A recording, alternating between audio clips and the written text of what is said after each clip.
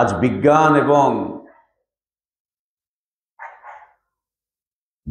এবং technology, science technology, বিজ্ঞান এবং এই সেই কর্মকাণ্ড যেভাবে আমাদেরকে এত উৎকর্ষতা এনে দিয়েছে দুনিয়ার জীবনের, তার চাইতে হাজার হাজার গুণ বেশি এই বিজ্ঞান এবং প্রযুক্তি আমাদের দিনী জীবনকে বরবাদ করে দিয়েছে, শেষ করে দিয়েছে, বরবাদ করে দিয়েছে। এটাই নিয়ম। আপনার দুনিয়া যখন অনেক উপরে উঠবে, আপনার দিন তখন মাটির নিচে চলে যাবে। আলহামদুলিল্লাহ, نحمده ونستعينه ونستغفره ونؤمن به ونتوكل عليه ونعوذ بالله من شرور أنفسنا ومن سيئات أعمالنا. من يهده الله فلا مضل له ومن يضلل فلا هادي له، وأشهد أن لا إله إلا الله وحده لا شريك له، وأشهد أن محمدا عبده ورسوله أرسله بالحق بشيرا ونذيرا وداعيا إلى الله بإذنه وسراجا منيرا. أما بعد، فإن أحسن الحديث كتاب الله، وخير الهدي هدي محمد صلى الله عليه وسلم، وشر الأمور محدثاتها، وكل محدثة بدعة، وكل بدعة ضلالة، وكل ضلالة في النار. يا أيها الذين آمنوا اتقوا الله حق تقاته ولا تموتن إلا وأنتم مسلمون. يا أيها الناس اتقوا ربكم الذي خلقكم من نفس واحدة وخلق منها زوجها وبث منهما رجالا كثيرا ونساء، واتقوا الله الذي تساءلون به والأرحام، إن الله كان عليكم رقيبا.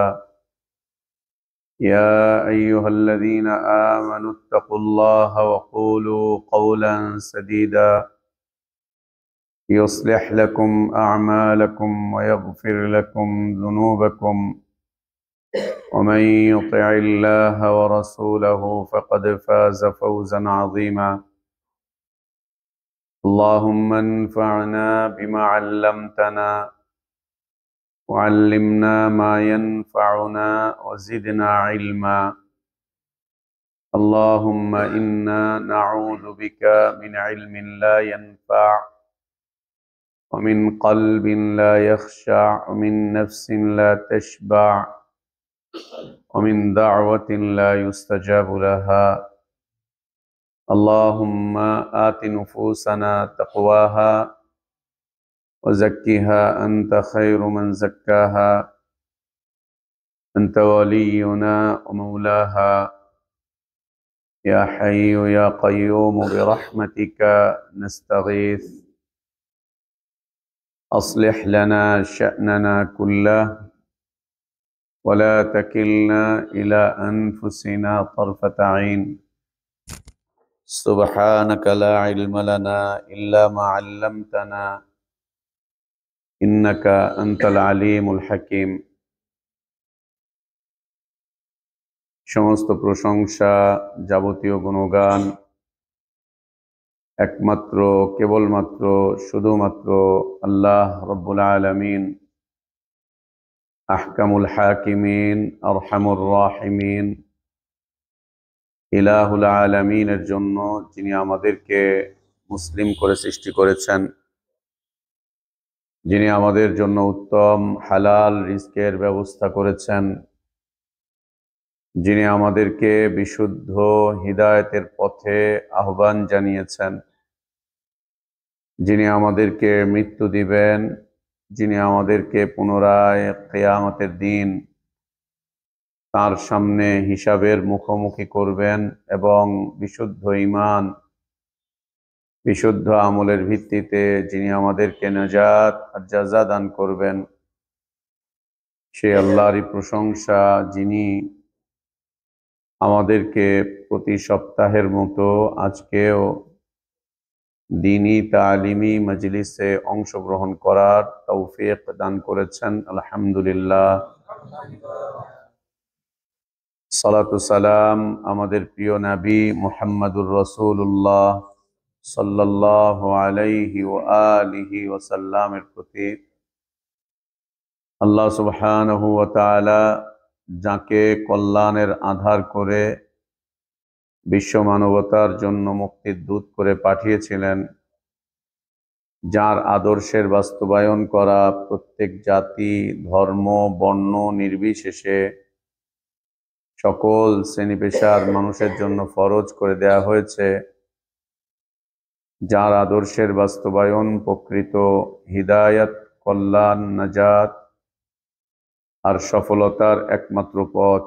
আল্লাহুম্মা সাল্লি আলা মুহাম্মদ ওয়া আলা আলি মুহাম্মদ কামা সাল্লাইতা আলা ইব্রাহিম ওয়া আলা আলি ইব্রাহিম ইন্নাকা হামিদুম মাজিদ। আল্লাহুম্মা বারিক আলা মুহাম্মদ ওয়া আলা আলি মুহাম্মদ কামা বারাকতা আলা ইব্রাহিম ওয়া আলা আলি ইব্রাহিম ইন্নাকা হামিদুম মাজিদ। আলহামদুলিল্লাহ,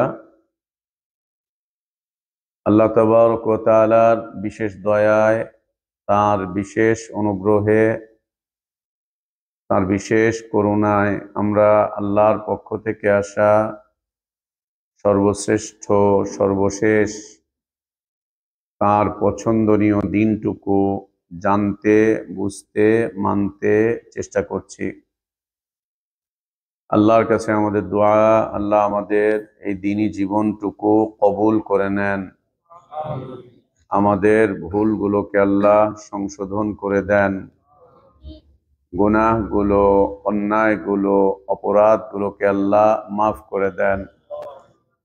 আল্লাহ আমাদেরকে ঈমান আর ইসলামের প্রকৃত সৌন্দর্যের উপর বেঁচে থাকার তৌফিক দান করেন। ঈমান আর ইসলামের পূর্ণতার উপরেই আল্লাহ আমাদেরকে মৃত্যু দান করেন। আলহামদুলিল্লাহ, আমরা আমাদের গত দুটি দার্সে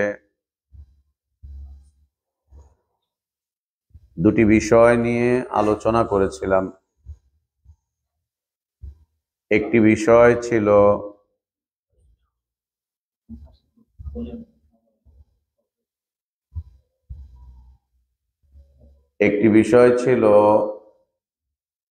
নবী সাল্লাল্লাহু আলাইহি ওয়া আলিহি ওয়াসাল্লাম যখন নবুয়ত প্রাপ্ত হলেন, রিসালাত প্রাপ্ত হলেন,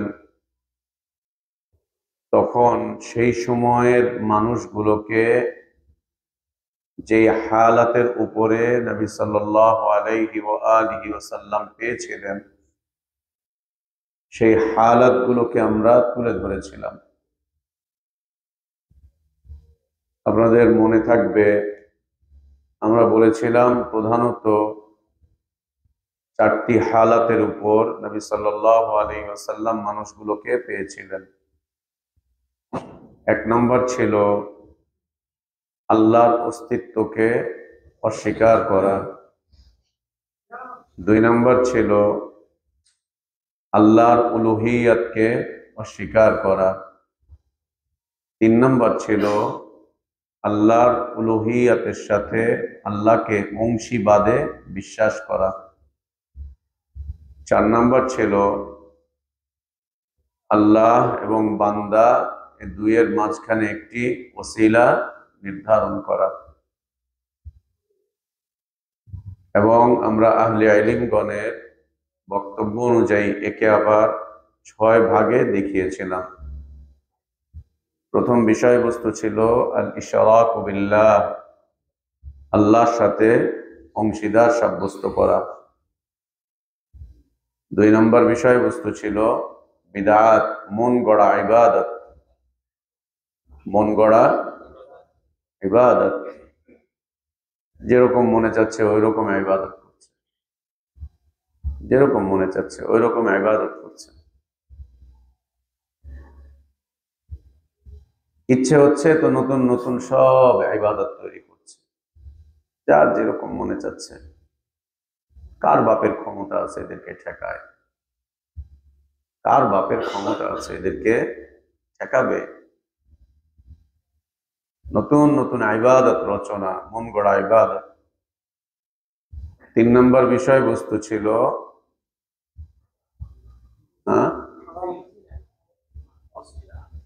ওসিলা। 4 নম্বর বিষয় ছিল হারাম রুটি রুজি, অপূর্ণাঙ্গ ইবাদত। জীবনের কারিকুলামটাকে অপূর্ণাঙ্গ বানিয়ে রাখা। 5 নম্বর বিষয়বস্তু ছিল তাকলিদ। হ্যাঁ, এটা খুব ভয়ঙ্কর, কিন্তু এটা শিরকের বাপ। হ্যাঁ, তাকলিদ থেকেই শিরকের জন্ম। শিরকের জন্মদাতা হচ্ছে তাকলিদ। শিরকের জন্মদাতা, শিরকের বাবা। মুশরিককে যখন জিজ্ঞেস করা হয় তুমি এগুলো কেন করছো, তখন বলে আমার বাপের থেকে পেয়েছি। তো বাবা হলো না শিরকের বাবা? ওর জন্মদাতা। আর একেই হুজুররা কি আনন্দ করে গর্বের সাথে বলে আমরা মুকাল্লিদ। মুকাল্লিদদের জন্য দলিল দরকার নেই।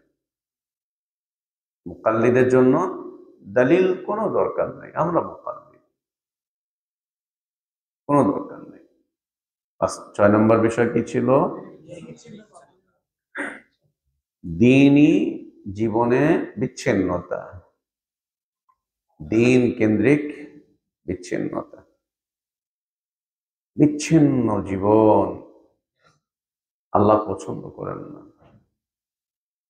একদম পছন্দ করেন না। মুসলিমদের জীবনটা, এদের এই জীবনে গুনাহ থাকতে পারে, অন্যায় থাকতে পারে, অপরাধ থাকতে পারে, কিন্তু বিচ্ছিন্নতা এটি আল্লাহ পছন্দ করেন না। গুনাহ করে ফেলতে পারে, মদ খেয়ে ফেলতে পারে, জেনা করে ফেলতে পারে, আবার ফিরে আসবে, কিন্তু বিচ্ছিন্নতা আল্লাহ তাবারক ওয়া তাআলা পছন্দ করেন না, একদম না, একেবারেই না। এই ছিল 6টি বিষয়, মনে আছে তো সবার? এর পরের যে বিষয়টি আমরা আলোচনা করেছিলাম গত দার্সে, আম্বিয়া আলাইহিমুস সালাতু ওয়াস সালামগণ পৃথিবীর মানুষকে তারা কি করেছিলেন বলতে পারবে? জাযাকাল্লাহ, আর কি বলতে পারবে?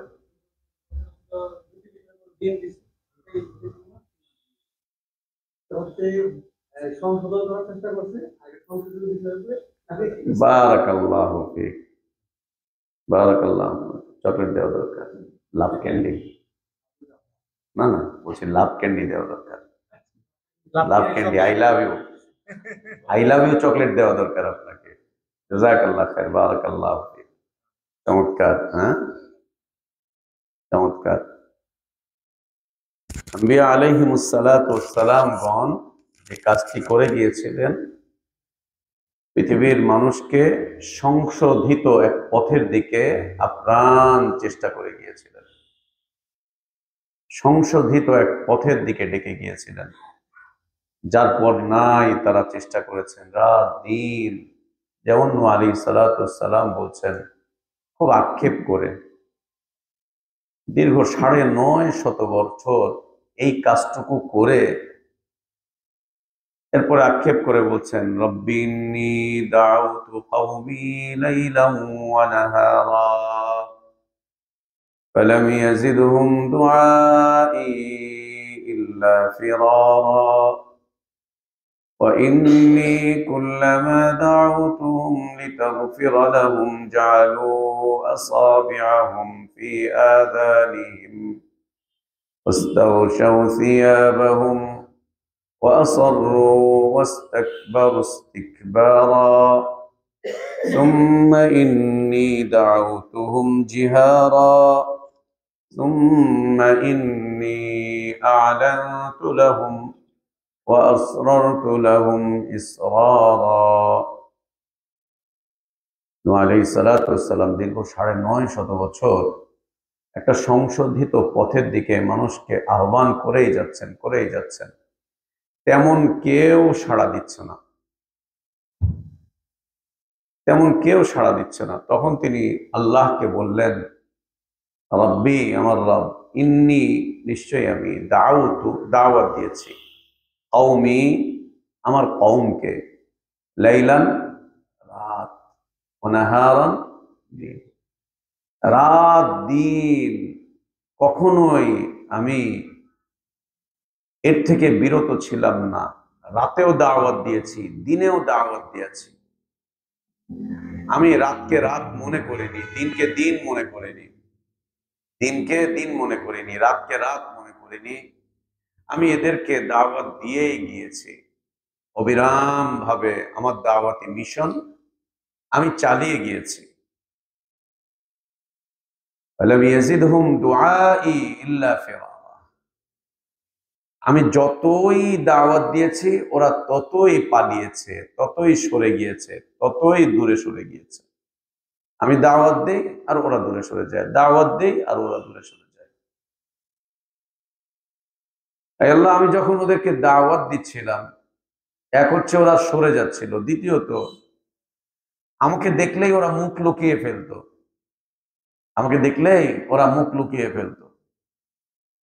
আর আমি যখন কথা বলতাম তখন ওরা ওদের কানের মধ্যে আঙ্গুল দিয়ে দিত যাতে শুনতে না পায়,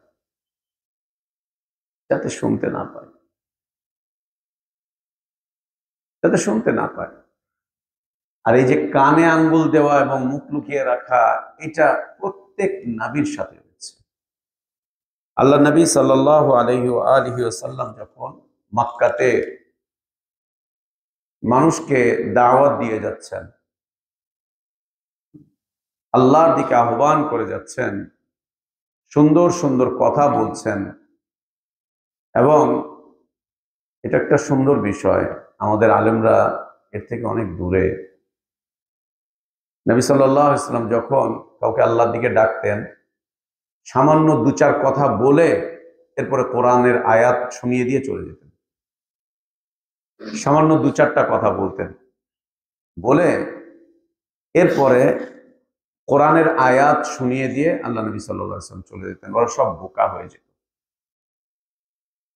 আরবি ভাষী, ভাষা বুঝে, ভাষার প্রাঞ্জল্যতা বুঝে, ভাষার সৌন্দর্য বুঝে, ভাষার মাধুর্যতা বোঝার কারণে ওরা নবী সাল্লাল্লাহু আলাইহি ওয়াসাল্লাম যখন কথা বলছেন তখন ওরা তর্ক বিতর্ক, এমনি সেমনি অনেক কিছু, কি বলো মুহাম্মদ, এটা কোনো কথা, আজীব, নানান কিছু বলতো। যখন তর্ক বিতর্ক লেগে যেত আল্লাহ নবী সাল্লাল্লাহু আলাইহি ওয়াসাল্লাম তখন তাদেরকে কোরআন কারীমের তেলাওয়াত শুনিয়ে দিতেন। যখনই তেলাওয়াত শুরু করতেন তখনই তারা নীরব হয়ে যেত। তখন তারা বুঝতো যে তো মুহাম্মদের নিজের কথা না, সাল্লাল্লাহু আলাইহি ওয়াসাল্লাম। তখন তারা নীরব হয়ে যেত, চুপ হয়ে যেত, হতবাক হয়ে যেত। এর আর কোনো জবাব দিতে পারতো না। আল্লাহর কথার কি জবাব দেবে?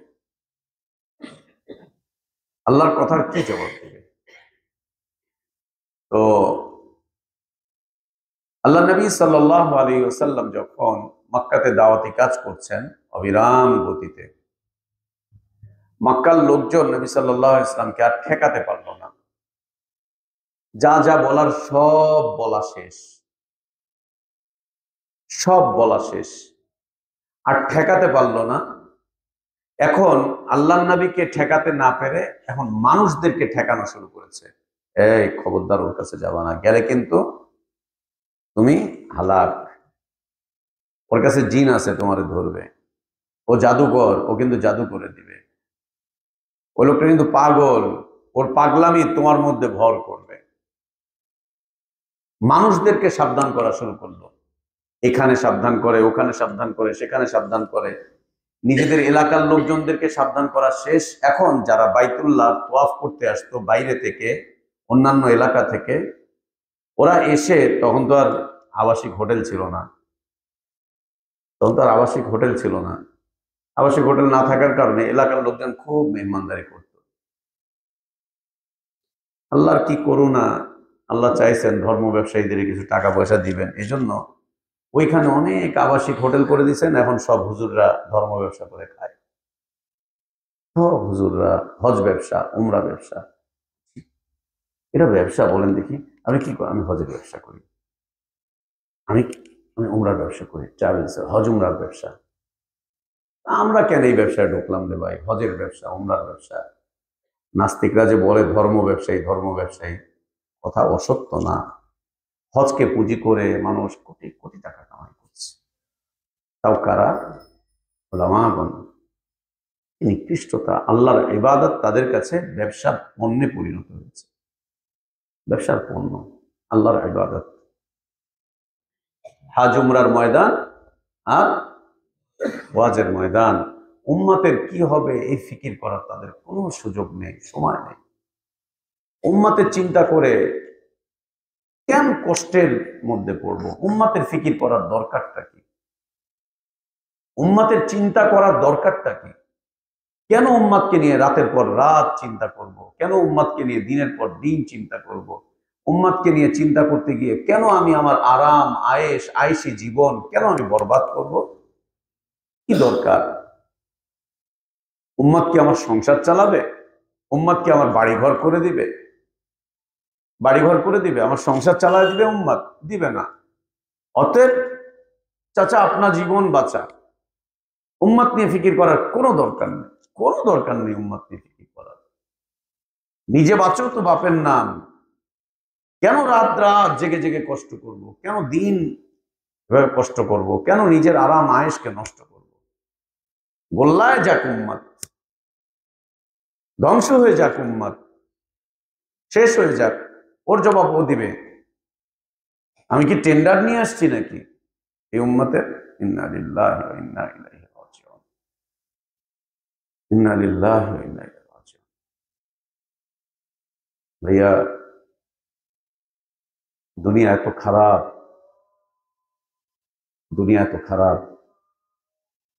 যে কে ধরতে গেছে দুনিয়া তার থেকে দূরে সরে গেছে। ও তখন আরো বেশি মনোনিবেশ করেছে, তো আল্লাহ ওকে এই মিম্বার থেকে নামিয়ে দিয়েছেন, দাওয়াতের মিম্বার থেকে। উম্মতের কলিজার ভিতর থেকে আল্লাহ তাকে বের করে দিয়েছেন। উম্মতের মাথার তাজ থেকে আল্লাহ তাকে নিচে নামিয়ে দিয়েছেন। বরবাদ হয়ে গেছে।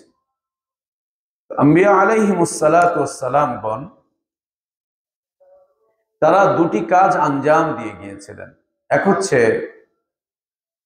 এক হচ্ছে উম্মতকে তারা এক বিশুদ্ধ পথের দিকে রাত দিন আহ্বান করে গিয়েছেন, যেখান থেকে ছুটে গেল। নবী সাল্লাল্লাহু আলাইহি ওয়াসাল্লামকে, আল্লাহ নবী সাল্লাল্লাহু আলাইহি ওয়াসাল্লামের কাছে যেন মানুষ আসতে না পারে, যেন মানুষকে সাবধান করা শুরু করলো, যেও না। এই যাদেরকে সাবধান করছিল তাদের মধ্যে একজন ব্যক্তি জুবাইর ইবনে মুতাইম রাদিয়াল্লাহু আনহু আরদা। জুবাইর ইবনে মুতাইম রাদিয়াল্লাহু আনহু আরদা, তিনি মক্কার বাইরের লোক। মক্কার আবু জাহেল, উতবা, এদের সাথে তার খুব ঘনিষ্ঠ বন্ধুত্ব ছিল। সে বাইতুল্লাহ তওয়াফ করার জন্য আসলো, উমরা করতে। তার বন্ধু বান্ধব তাকে সাবধান করে দিল, দেখো আমাদের এলাকায় এরকম একজন লোক আছে যে খুব উল্টাপাল্টা করতেছে, যেই তার কাছে যায় সে তার প্রতি আকৃষ্ট হয়ে পড়ে। খবরদার, তুমি জানো তার কাছে যেও না, তার কাছে গেলে কিন্তু তোমার সমস্যা হয়ে যাবে। তার কাছেও যেও না, তার থেকে একেবারে দূরত্ব অবলম্বন করে চলো, তার আশপাশ দিয়ে যেতে যেও না। এখন এলাকার বন্ধু বান্ধব সাবধান করে দিল, তিনিও নবী সাল্লাল্লাহু আলাইহি ওয়াসাল্লাম থেকে সাবধানতা অবলম্বন করে বাইতুল্লাহ তওয়াফ করছেন, এই করছেন সেই করছেন। আর কানের মধ্যে আঙ্গুল এইভাবে ঢুকিয়ে দিয়ে রেখে দিয়েছেন, যাতে করে আল্লাহর নবীর কোনো আওয়াজ তার কানে না পৌঁছায়। বেশ কিছু সময় চলে যাওয়ার পরে তিনি নিজেকে বললেন, ধুর, কানে আঙ্গুল দিছো কেন? নিজেকে বলছে, কানে আঙ্গুল দিলা কেন? তুমি কি বোকা? তুমি কি হাবা গোবা? না তুমি দুনিয়ার কিচ্ছু বুঝো না? ওই লোক কি বলবে না বলবে জন্য তুমি তোমার কানে আঙ্গুল দিছো কেন? তোমার কাজ তুমি করতে থাকো। আর ওই লোক যদি খারাপ কিছু বলে, তোমার নিজেকে নিজে বলছে, তোমার জ্ঞান আছে না, বুদ্ধি আছে না, তারটা নিবা কেন? আর যদি ভালো কিছু বলে তো তুমি শুনবা না কেন? এ বলে তিনি নবী সাল্লাল্লাহু আলাইহি ওয়াসাল্লাম থেকে মানে দূরত্ব অবলম্বন করে কান থেকে আবার হাত নামিয়ে নিলেন। নিয়ে নবী সাল্লাল্লাহু আলাইহি ওয়াসাল্লামের দিকে আর চোখে তাকাচ্ছেন, তোয়াফ করছেন, আর চোখে তাকাচ্ছেন, ওখানে দেখছেন, ঘুরছেন। একটাবার নিজেকে বললেন, দার বোকা, যা না গিয়ে শোন না, শুনে দেখ না কি, গিয়ে শোন না, শুনে দেখ না কি বলে, তো শোন, শুনে দেখ। এই শোনার চেষ্টা করতে গিয়ে তার কানে আবছা কিছু আওয়াজ আসলো, আচ্ছা আচ্ছা আওয়াজ আসলো তার কানে।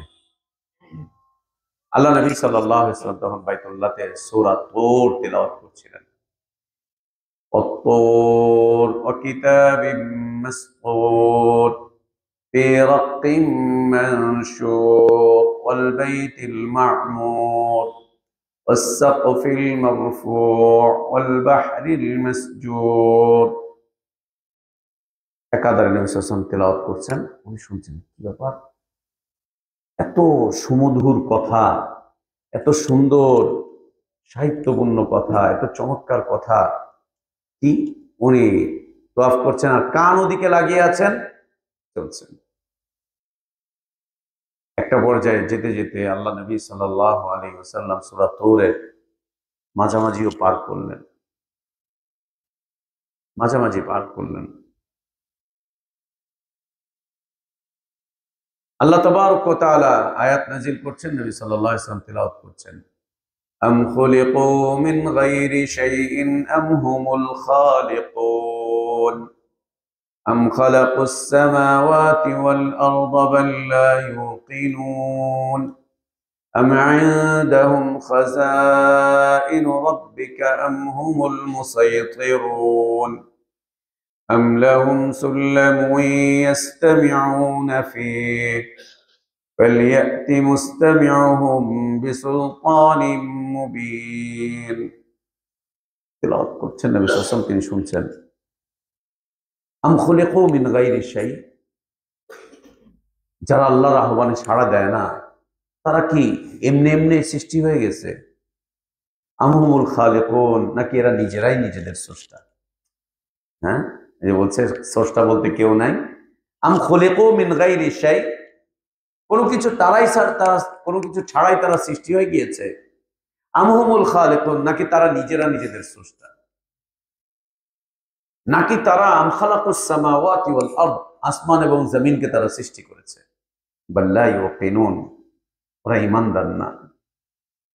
আম ইনদাহুম খাযাইনু রাব্বিক, এই যে যারা এই কাজগুলো তোমার সাথে করছে নবী, ওদের কাছে কি আসমান এবং জমিনের ধনভাণ্ডার আছে? আসমান জমিনের ধনভাণ্ডার আছে ওদের কাছে? ওরা কে? ওরা কে? কেন এমন করছে? নাকি ওদের কাছে এমন কোন সিঁড়ি আছে যে সিঁড়ি বেয়ে বেয়ে বেয়ে বেয়ে ওরা আল্লাহর কথাগুলো শুনে আসে? জুবাইর ইবনে মুতাইম রাদিয়াল্লাহু আনহু বলছেন, যখন এই কথাগুলো তিনি পড়লেন, আমি এটা শুনলাম, শুনে মনে হলো আমি আমার মধ্যে নাই, আমি আমাকে অস্তিত্বহীন পেলাম। মনে হচ্ছে আমি শূন্যে ভাসতেছি। আল্লাহু আকবার। মনে হচ্ছে আমি শূন্যে ভাসতেছি, আমি শূন্যে ভাসতেছি। না, আমি আমাকে আমার মধ্যে খুঁজেই পাচ্ছি না, আমি আমার মধ্যে আমাকে খুঁজেই পাচ্ছি না। মনে হলো আমার জান উড়ে চলে গেছে, কিছু নাই আমার। বলছে তারপরে আমি তাকে ফলো করলাম, তিনি কোথায় যান, কোথায় যান তিনি, ফলো করা শুরু করলাম। নিরাপদ দূরত্ব অবলম্বন করে ঘুরতে ঘুরতে পিছনে যেতে যেতে যেতে যেতে খোঁজ খবর নিতে নিতে তাকে গিয়ে আমি আবির্ভাব করলাম এক পাহাড়ের চিপায়। তিনি সেখানে দার্স করছেন, তিনি সেখানে দার্স করছেন। ভাইয়া, মৃত্যু পর্যন্ত, মৃত্যু পর্যন্ত জীবনে কোনোদিন দার্স বিমুখ হবেন না, কেউ না, কেউ না, দার্স বিমুখ হবেন না, জীবনে কোনোদিন না। মৃত্যু পর্যন্ত দার্সের সাথে সম্পৃক্ত থাকেন। আর না হলে যে নিয়ামত আল্লাহ দিয়েছেন সেই নিয়ামত আল্লাহ ছিনিয়ে নেবেন। আল্লাহ নবী সাল্লাল্লাহু আলাইহি ওয়া আলিহি ওয়াসাল্লাম তার থেকে মানুষকে এভাবে করে দূরে সরাবার চেষ্টা, কিন্তু সরাতে পারেনি। 2 দিন 5 দিন 7 দিন মাত্র কয়েকজন ব্যক্তি, তাদেরকে নিয়ে আল্লাহ নবী সাল্লাল্লাহু আলাইহি ওয়া আলিহি ওয়াসাল্লাম মাত্র কয়েকজন ব্যক্তিকে নিয়ে নবী সাল্লাল্লাহু আলাইহি ওয়াসাল্লাম মক্কা থেকে নীরবে নিভৃতে চলে গেলেন। আর কয়েক বছর পরে আল্লাহ নবী সাল্লাল্লাহু আলাইহি ওয়াসাল্লাম প্রায় 18,000 মানুষ নিয়ে একসাথে মক্কাতে প্রবেশ করলেন। ঠেকাও ঠেকাও। কিসের বদৌলতে? দার্সের বদৌলতে, তালিম এবং তারবিয়াতের বদৌলতে, তালিম এবং তারবিয়াতের বদৌলতে, তালিম তারবিয়াতের বদৌলতে। কি করেছিলেন? এই 2টা কাজ করেছিলেন। সংশোধিত এক পথের দিকে মানুষকে আহ্বান করে যাচ্ছিলেন, রাত দিন অবিরাম গতিতে ছুটেই চলেছিলেন, ছুটেই চলেছিলেন, ছুটেই চলেছিলেন। মাঝে মাঝে নবী সাল্লাল্লাহু আলাইহি ওয়াসাল্লামের সিরাতের, আমি তো এমনি লেখাপড়া কম জানি, পড়াশোনা করি না, লেখাপড়াও কম জানি, সার্টিফিকেটও নাই, আমার জীবনে ওস্তাদদের নামও আমি বলতে পারি না। এজন্য অনেক আলেম ওলামারাই আমাকে নিয়ে তাখরিজ করেছে, নানান কথাবার্তা বলেছে। আল্লাহ তাদের উপরে রহম করেন, দয়া করেন। অনেকে জারহ তাহদিল করেছেন, অনেকেই করেছেন, এখনো করে যাচ্ছেন, এখনো করে যাচ্ছেন। কি করব? ওস্তাদের নাম বেঁচে খাবো, কিতাবের নাম বেঁচে খাবো, সার্টিফিকেট নাম বেঁচে খাবো? প্রয়োজন নেই। অনেকেই করে যাচ্ছেন। এটা সত্য যে আমি লেখাপড়া জানি না, লেখাপড়া কম করেছি, উল্লেখযোগ্য কোনো ওস্তাদ নাই, না থাক, কি আর করার। নাম বললেও বিশ্বাস করে না। যদি বলি যে হ্যাঁ পড়েছি অমুকের কাছে অমুকের কাছে, তাও বিশ্বাস করে না। বললেও বিশ্বাস করে না, আর না বললেও না। তো ঠিক আছে, আলাল্লাহ আলাল্লাহ।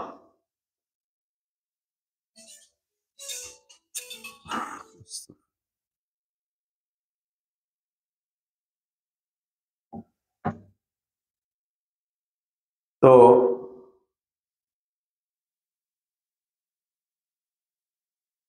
রাত দিন যেটা সিরাত পড়ে যেটা পেয়েছি সেটা হলো যে একজন মানুষ মাত্র 23টা বছরে এত কাজ কেমনে আঞ্জাম দিলেন, এত কাজ কেমনে করলেন? আমরা একটা মসজিদ করেই তো হাঁপায়া যাই, একটা মাদ্রাসা করেই হাঁপিয়ে যাই, একটা মসজিদ একটা মাদ্রাসা কয়েকটা বাচ্চা কাচ্চা পড়িয়েই আমরা হাঁপায়া যাই। একটা কাজ করলে আরেকটা হয় না, আরেকটা করলে আরেকটা হয় না, দিনে কাজ করলে রাতে হয় না, রাতে করলে দিনে, হাঁপায়া যাচ্ছে। কিন্তু একজন মানুষ মাত্র 23 বছর এত কাজ কিভাবে আঞ্জাম দিলেন? আপনি চিন্তা করেন তো, 23 বছরের ভিতরে মদিনাতে 10 বছরে 27টা যুদ্ধে সরাসরি অংশগ্রহণ করলেন। তার মানে প্রতি বছর 3টা। মিছিল না, মিছিল না, আন্দোলন সংগ্রাম না, হরতাল অবরোধ না, হরতাল অবরোধ মিছিল আন্দোলন সংগ্রাম ঘেরাও মেরাও এগুলো না। হ্যাঁ, যেগুলো তোমরা করছো এগুলো না, করছো না। সরাসরি সম্মুখ যুদ্ধে 27টাতে অংশগ্রহণ করলেন। আর আরো প্রায় 72টা তিনি পরিচালনা করেছেন। তার মানে 10 বছরে 100টা যুদ্ধের পরিচালক তিনি। 10 বছরে 100টা হলে প্রত্যেক বছর কয়টা? 10টা। প্রতি মাসে। কি অবস্থা, কি অবস্থা! এরপরে দেখেন আবার সমাজ গঠন, এরপরে দেখেন আলেম ওলামা তৈরি, দায়ী তৈরি, এরপরে আবার দেখেন সারা দুনিয়াতে দাওয়াতের বিস্তার, রোমের সম্রাটের দরবার পর্যন্ত, পারস্য সম্রাটের দরবার পর্যন্ত। ওই সময় রোম আর পারস্য হচ্ছে বর্তমান ইরান আর রাশিয়া আর আমেরিকা, অথবা ইউরোপীয় ইউনিয়ন আর এদিক দিয়ে এরা। কাকে বাদ দিয়েছেন? কাউকে ছাড়েননি দাওয়াতের আওতায় আনতে, কাউকে ছাড়েননি নির্ভীক ভাবে। এবং যাদেরকে পাঠিয়েছেন চিঠি দিয়ে পাঠালেন, এই যাও রোমের সম্রাটের কাছে চলে যাও, বলেন ইয়া রাসূলুল্লাহ আমার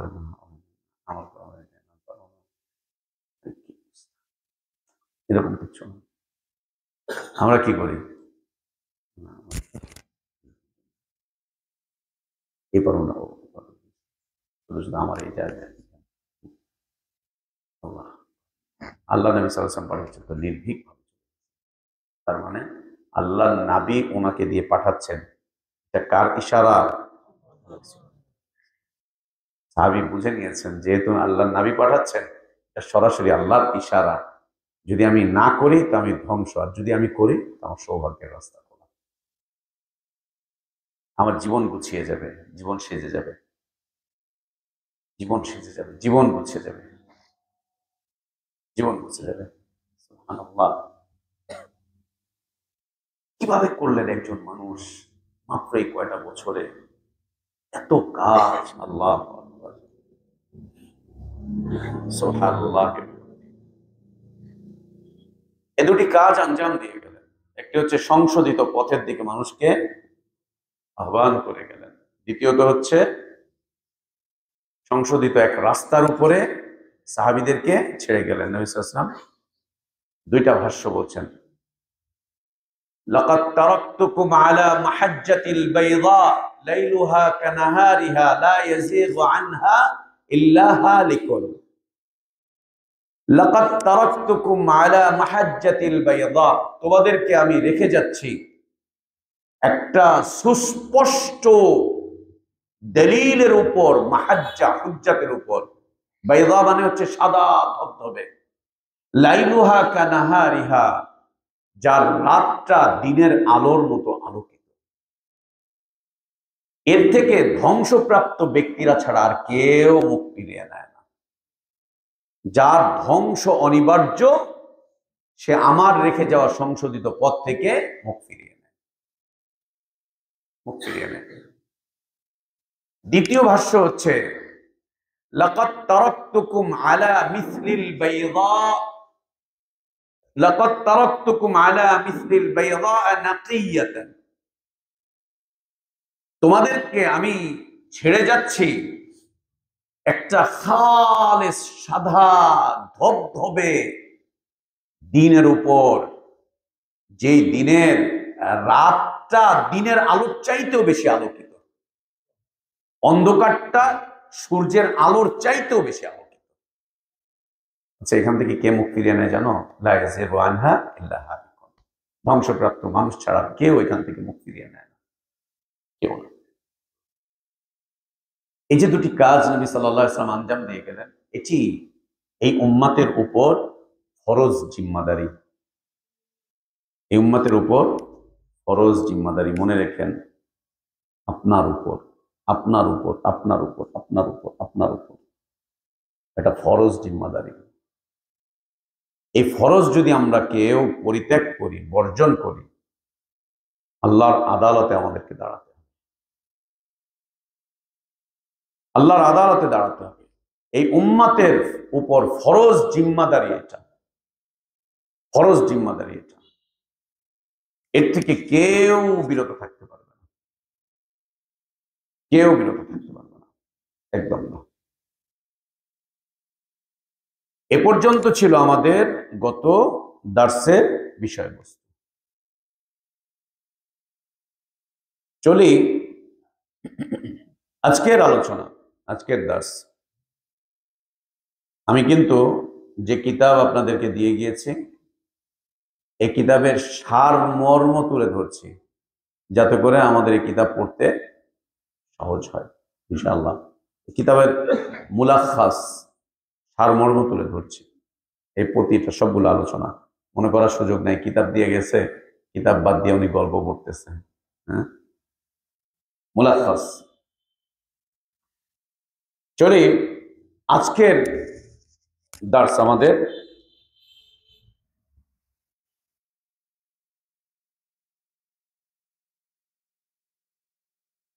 নবী সাল্লাল্লাহু আলাইহি ওয়া আলিহি ওয়াসাল্লাম এই উম্মতকে সংশোধিত পথের দিকে আহ্বান করেছেন এবং সংশোধিত এক পথের উপরে এই উম্মতকে রেখে গিয়েছেন।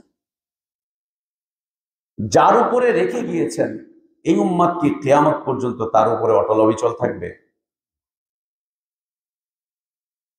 আপনি হিদায়াত পেয়েছেন, তার মানে মরা পর্যন্ত আপনি হিদায়াতের উপরে থাকবেন? বিলকুল না। আপনি দ্বীন পেয়েছেন, তার মানে কি সম্পদ অর্জন করে ফেলছেন, এটা নষ্ট হবে না?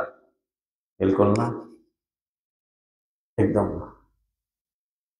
যদি আমরা এটাকে রাজনৈতিক পরিভাষায় বোঝাই, কোন কোন রাষ্ট্রবিজ্ঞানী লিখেছেন স্বাধীনতা অর্জনের চাইতে স্বাধীনতা ধরে রাখা অনেক বেশি কঠিন। যতক্ষণ আমরা স্বাধীন হইনি ততক্ষণ আমাদের শত্রু ছিল একটা, যখন আমরা স্বাধীন হয়েছি তখন আমাদের শত্রু হয়েছে অগণিত। তখন আমাদের শত্রু হয়েছে অগণিত। ঠিক একই রকম এটাকে যদি আমরা দ্বীনের দিকে নিয়ে আসি, যতক্ষণ আমরা হিদায়াত পাইনি ততক্ষণ পর্যন্ত আমাদের জন্য একটা মাত্র রাস্তা ছিল। গুমরাহির জীবনে আমাদের জন্য একটা মাত্র রাস্তা ছিল, সেটা হচ্ছে হিদায়াতের রাস্তা। যখন আল্লাহ তাবারক ওয়া তাআলা দয়া করে আমাদেরকে এই দামি, এই মুবারক দিনটুকু দান করেছেন, এই মূল্যবান, এই রহমতপূর্ণ, এই বারাকাতপূর্ণ, এই মাগফিরাত পর্যন্ত দিনটুকু যখন রব্বুল আলামিন আমাদেরকে দান করেছেন, এখন আমাদের শত্রু হয়ে গিয়েছে অনেকে, অনেক শত্রু। আমাদের এখন শত্রু আপনি গুণে শেষ করতে পারবেন না। আমাদের শত্রু এখন গুণে শেষ করতে পারবেন না। যখন গুমরাহ ছিলাম তখন আমাদের জন্য রাস্তা একটা মাত্র রাস্তা ছিল, হিদায়াতের রাস্তা।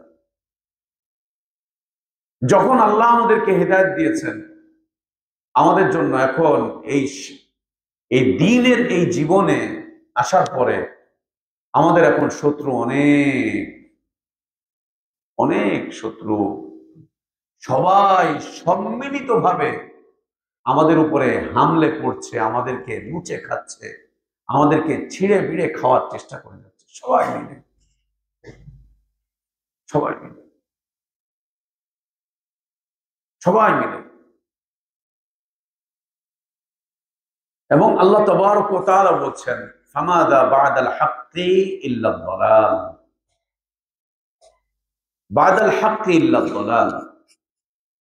হক পেয়ে যাওয়ার পরে গোমরাহি ছাড়া আর কোনো রাস্তা বাকি থাকে না, আর কোনো রাস্তা বাকি থাকে না, কোনো রাস্তাই বাকি থাকে না, শুধু গোমরাহির রাস্তাগুলো খোলা। হক পেয়েছেন, দ্বীন পেয়েছেন, এখন গোমরাহির সব রাস্তা আপনার জন্য খোলা।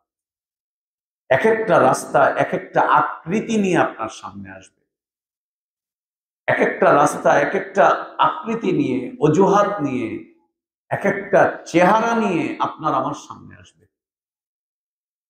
আসবে এসে আমাদেরকে কামড়াবে, খামচাবে, আমাদেরকে লুটে নিবে, আমাদেরকে কিডন্যাপ করে নিয়ে চলে যাবে, অপহরণ করবে, আমাদেরকে থাকতে দিবে না, আমাদের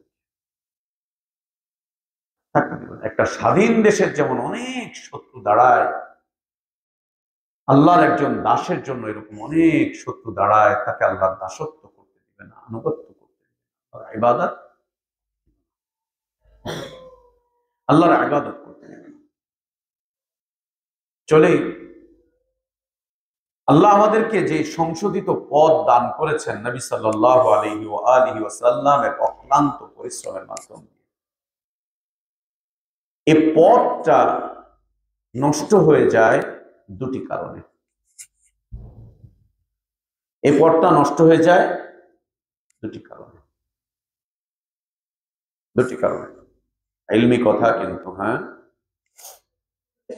আল্লাহ যে সংশোধিত পথ আমাদেরকে দান করেছেন, যে সংশোধিত পথের উপরে আমরা আছি, আল্লাহ যেটা দয়া করে আমাদেরকে ইনাম হিসাবে দান করেছেন, নিয়ামত হিসাবে দান করেছেন দয়া করে, এবং যেটা আমরা পেয়েছি হয়তোবা আমরা আল্লাহর কাছে এটা চাইও নি এতবার, হয়তো আমরা এতবার আল্লাহর কাছে চাইনি, দুনিয়া যতবার চাইছি এতবার কি আল্লাহর কাছে হিদায়াত চাইছি ভাই?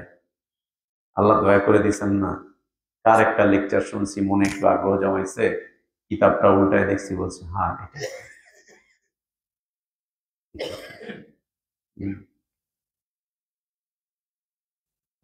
দয়া করে আল্লাহ তাবারক ওয়া তাআলা ইনআম হিসাবে, নিয়ামত হিসাবে আমাদেরকে যে সংশোধিত পথটা দিয়েছেন, এটা নষ্ট হয়ে যাবে দুটি কারণে। এক নাম্বার হচ্ছে এই সংশোধিত পথের ইলম না থাকার কারণে। কি না থাকার কারণে? ইলম। নবী সাল্লাল্লাহু আলাইহি ওয়াসাল্লাম যার উপরে আমাদেরকে রেখে গিয়েছেন, যদি আমাদের কাছে এই বিষয়ের ইলম না থাকে, তো এইটা আমাদের কাছে হাতের ময়লায় পরিণত হবে, এটা আমাদের কাছে সস্তা জিনিসে পরিণত হবে, এটা আমাদের কাছে ফেন্না একটা জিনিস, বর্জনীয় জিনিস, এটা আমাদের কাছে ওই ঘরের বাইরে রাখার একটা জিনিসে পরিণত হবে। দেখেন তো হয়েছে কিনা, দেখেন তো হয়েছে কিনা। একটা জুতা তার অনেক মূল্য আছে, ওকে পরিষ্কার করে, ওকে উঠিয়ে রাখে, এই করে সেই করে, আর দেখেন রাস্তায় ঘাটে ইসলাম ছড়িয়ে ছিটিয়ে ডাস্টবিনে পড়ে আছে। ডাস্টবিন না মাজারগুলা, খানকাগুলা ডাস্টবিন না, দরগাগুলা ডাস্টবিন না? কোথায় কোথায় ইসলাম আক্রান্ত হচ্ছে, পড়ে আছে, ছড়িয়ে আছে, ছিটিয়ে আছে। এই উম্মাতে ইসলাম, তোমার ইসলামকে তুমি উদ্ধার করো, তোমার নবীর রেখে যাওয়া এই দিনকে উদ্ধার করো, উদ্ধার করো, এই জালেমদের হাত থেকে উদ্ধার করো তোমার দিনকে। তোমার নবীর রক্তকে এভাবে সস্তা ছেড়ে দিও না, হাজারো সাহাবীর রক্তকে এভাবে সস্তা ছেড়ে দিও না, ছেড়ে দিও না সস্তা এভাবে করে, এভাবে ছেড়ে দিও না। আল্লাহর আদালতে দাঁড়াতে হবে।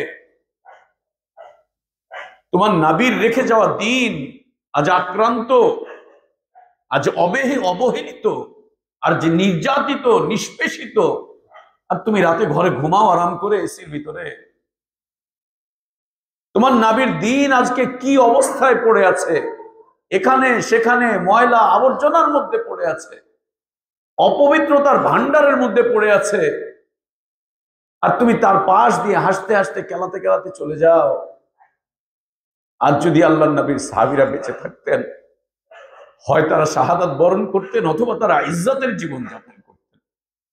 কিন্তু আল্লাহর নবীর রেখে যাওয়া দ্বীনের এক চুল পরিমাণ এই জালেমদের হাতে রাখতে দিতেন না, ময়লা আবর্জনায় পড়তে দিতেন না,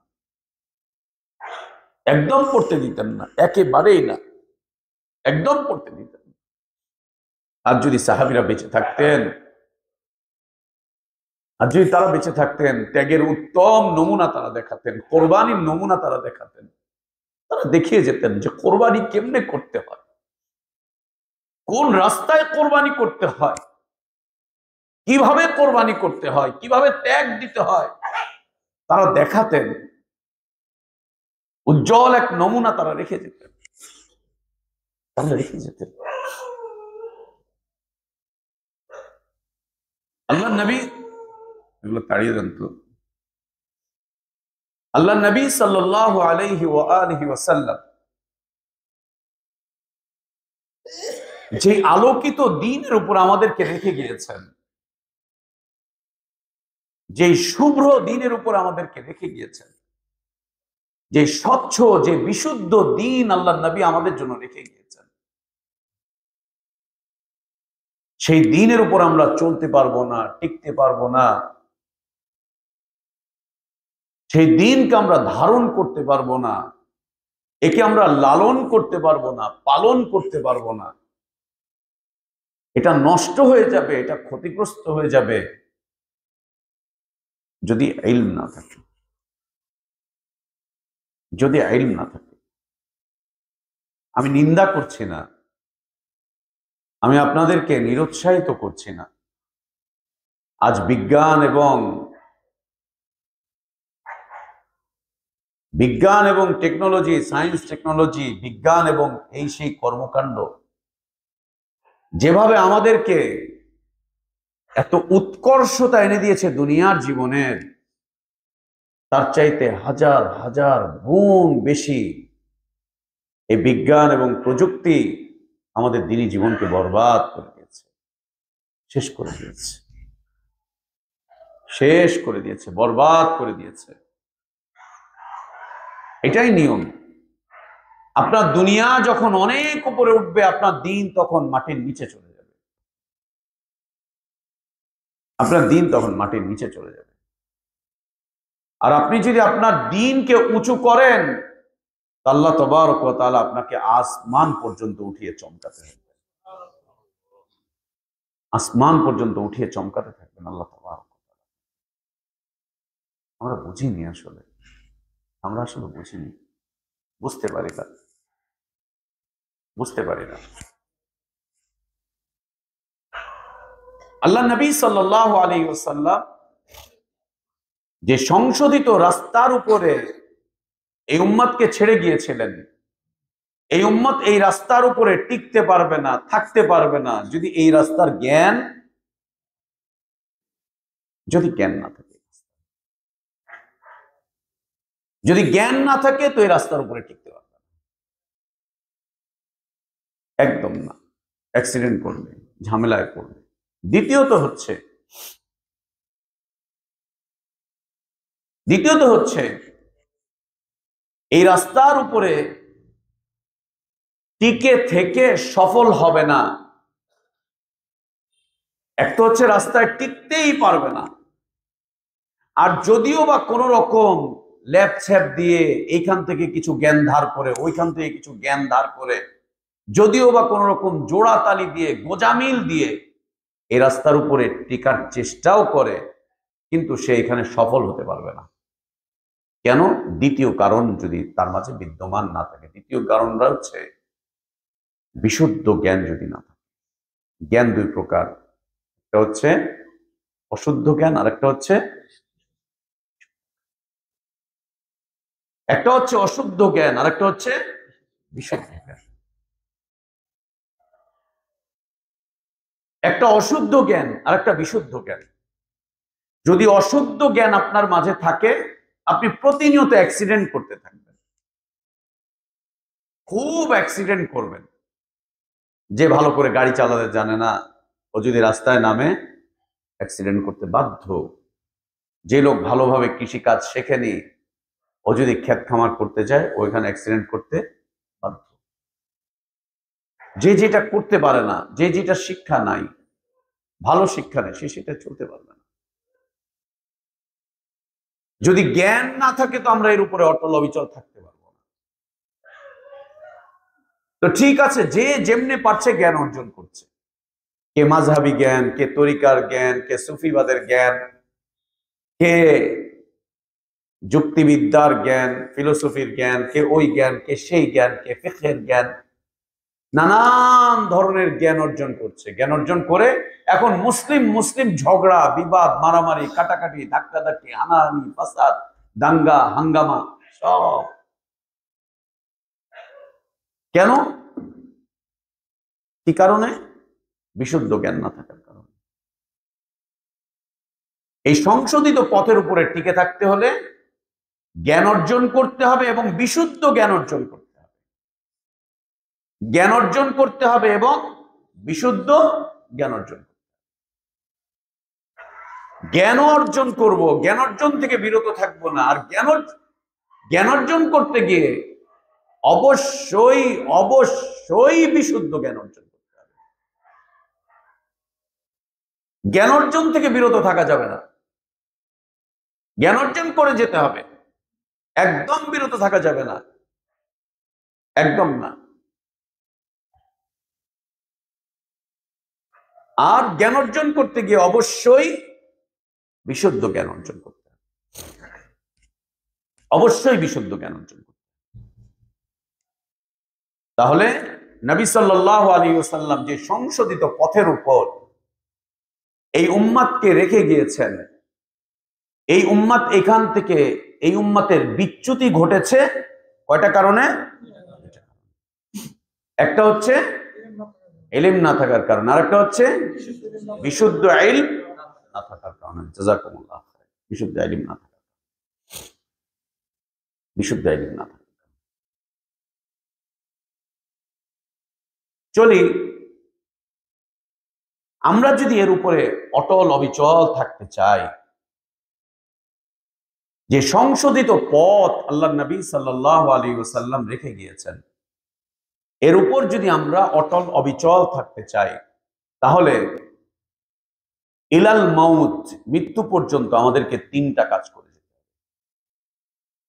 কয়টা কাজ করে যেতে হবে? তিনটা কাজ করে, একদম মৃত্যু পর্যন্ত, যত দিন বাঁচবো তিনটা কাজ করে। এক নম্বর হচ্ছে মাজালিসুল ইলম, একে আঁকড়ে ধরতে হবে। মাজালিসুল ইলম, ইলমি মাজলিস, একে আঁকড়ে ধরতে হবে। আঁকড়ে ধরা বুঝি তো আমরা, যাতে ছুটতে না পারে। সেটার একটা উদাহরণ হচ্ছে, পুলিশ আসামিকে হ্যান্ডকাপ পরায় নিয়ে যায়, হ্যান্ডকাপের চাবিটাও পুলিশের কাছে থাকে, দড়ি দিয়ে বেঁধে রাখছে, যেতে পারে না, গেলেও অনেক কষ্ট হয় পালাতে, অনেক কিছু। কি করেছে? আঁকড়ে ধরে আছে ওকে। তিনটা কাজ আমাদেরকে মৃত্যু পর্যন্ত করে যেতে হবে।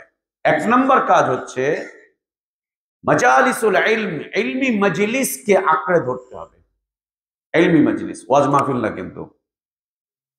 আমি আপনাদেরকে অনুরোধ করব, চতুর্দিকে ওয়াজ মাহফিল, এই সেই, অন্য গোষ্ঠীটা তো যাবেনই না, নিজের গোষ্ঠীটাতেও যায় না। শুধু শুধু রাত নষ্ট করেন না। রাতে আপনার রবকে আপনার অনেক কিছু বলার বাকি আছে।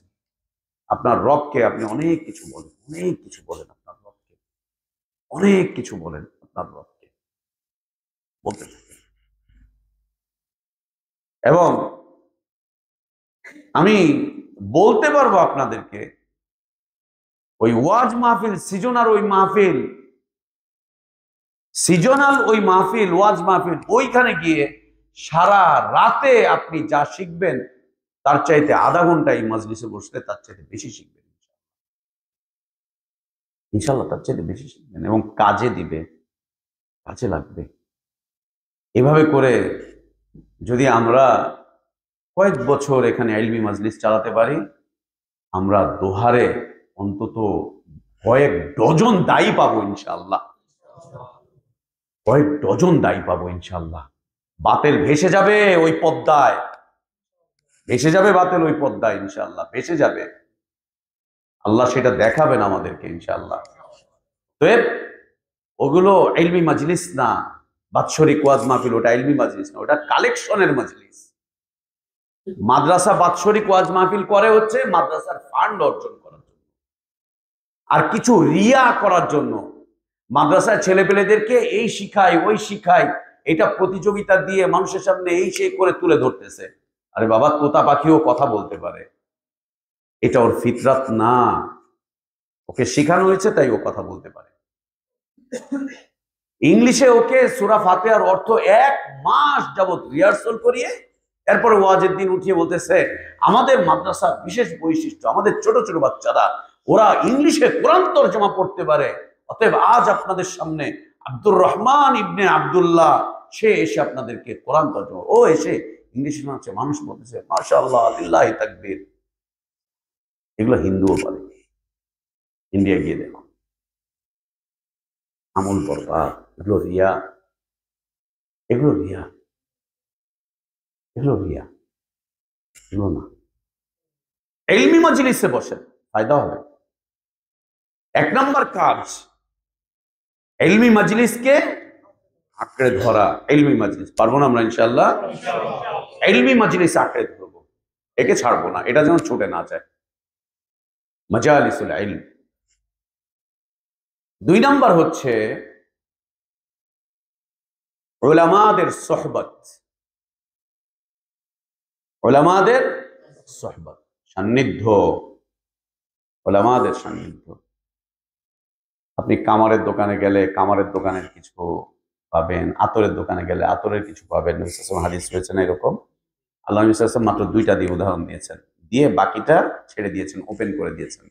যাও এবার মাছের দোকানে যাও, গিয়ে কিছু গন্ধ নিয়ে আসো, এরপরে দেখলাম যে দিন দুর্বল হয়ে যাচ্ছে। আল্লাহ আকবার। আমার মনে আছে কয়েকটা জুমা কেটে গেছে, 4-5টা সূরা কাহাফ পড়া হয়নি। নিজেকে একদিন জিজ্ঞেস করলাম, এটা কি তোমার, কি করতে আর এখন কি করছো? নিজেকে জিজ্ঞেস করলাম। আপনি যেই মাজলিসে যাবেন, যাদের সোহবতে থাকবেন তাদেরটাই পাবেন। বিদাতির কাছে গেলে বিদাতিরটা পাবেন, ওর কাছে ওরটা, ওর কাছে ওরটা, ওর কাছে উলামাদের সোহবত। সাহাবীরা, সাহাবীদের যুগে নবী সাল্লাল্লাহু আলাইহি ওয়াসাল্লাম ছিলেন তাদের কাছে সবচেয়ে বড় আলেম। নবী সাল্লাল্লাহু আলাইহি ওয়াসাল্লামের সোহবতে এসে তারা একদম লেগে থাকতেন, একদম লেগে থাকতেন। কোনো কারণে যদি বাইরে যাওয়া লাগতো, তাদের ভিতরে অনেক বেশি চাহিদা থাকতো, আবার ফিরে আসবেন, আবার ফিরে আসবেন, আবার ফিরে আসবেন। যদি কোনো কারণে বাইরে যাওয়ার পরে কোনো কাজে মশগুল হয়ে গিয়েছেন, আসতে দেরি হয়েছে, তো নিজেকে বলছেন তুমি তো মনে হয় মুনাফিক হয়ে গেছো, আল্লাহর নবী বসে আছেন আর তুমি মুনাফিক হয়ে গেছো। উলামাদের সোহবত, এটা আবার যেন তেন আলেম না, হাক্কানি, রব্বানি, হাক্কানি, হকপন্থী। হকপন্থী চেনার উপায় হচ্ছে এ সুন্নাহর উপরে আছে, কার জীবনে সুন্নাহ আছে পা থেকে নিয়ে মাথা পর্যন্ত, এটা হচ্ছে হাক্কানি আলেম চেনার উপায়। আচ্ছা, হক্কানা, হাক্কানি আলেম মানে হকের উপর প্রতিষ্ঠিত আলেম, হকের উপরে প্রতিষ্ঠিত। হক চেনার উপায় কি? যার মধ্যে সুন্নাহ আছে সেই হক, যার মধ্যে সুন্নাহ নাই সে যাই হোক না কেন সে হক হতে পারে না। যেই আমলে, যেই কাজে, যেই ইবাদতে সুন্নাহ নাই, ওই আমলটা আল্লাহ কবুল করবেন, একদম কবুল। উলামাদের সোহবত এটা জরুরি, এটা জরুরি। উলামাদের সোহবত ক্ষণে ক্ষণেই চলে যেতে হবে উলামাদের সান্নিধ্যে, এবং খুঁজে খুঁজে দেখতে হবে হাক্কানি আলেম এবং রব্বানি। রব্বানি মানে হচ্ছে যে ব্যক্তি আল্লাহর রঙে রঙিন হয়, সিবগাতাল্লাহ, ওমান আহসানু মিনাল্লাহি সিবগা ওয়া নাহনু লাহু আবিদুন। আল্লাহর রঙে রঙিন হয় মানে আল্লাহর দাসত্বে নিজেকে মিটিয়ে দিয়েছে, আল্লাহর দাসত্বে নিজেকে বিলিয়ে দিয়েছে, আল্লাহর দাসত্বের মধ্যে নিজেকে উজাড় করে দিয়েছে, উজাড় করে দিয়েছে আল্লাহর দাসত্বে, আল্লাহর দাসত্বে নিজেকে উজাড় করে দিয়েছে। বলবেন এরকম কই পাবেন? আপনি কোথায় পাবেন? আমি তো পাই না। আপনি পাবেন কোথায়? আমি তো খুঁজে পাই না, আমি তো খুঁজে পাই না। আপনি কোথায় পাবেন? আমিও খুঁজে বেড়াচ্ছি, আমি তো পাই না। আমাদের এই করুণ পরিণতি, এর পিছনে কারণ হচ্ছে আমরা 2-4 জন হাক্কানি আলেম পেলেও রব্বানি আলেম পাইনি। হকের উপরে প্রতিষ্ঠিত 2-4 জন আলেম পেয়েছি, কিন্তু রব্বানি পাইনি।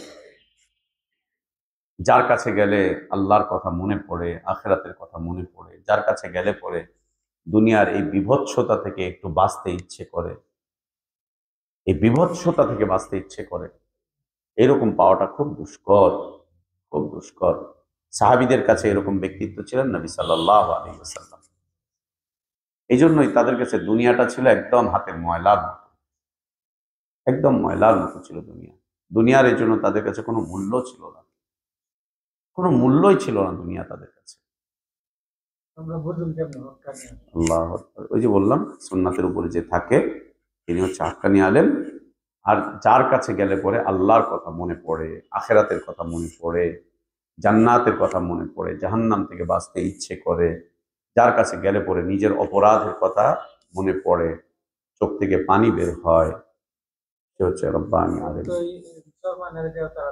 সুবহানাল্লাহ। এটা ওই যে সুন্নাতের উপরে নাই, আবার ওই যে সুন্নাহ নাই, ওটা এটা না, ওটা এটা না। তো এটা হচ্ছে দ্বিতীয়, উলামাদের সোহবত। তৃতীয় কাজ যেটি করতে হবে সেটি হচ্ছে নেক মানুষদের সাথে একসাথে চলাফেরা, উঠা বসা অব্যাহত রাখতে হবে।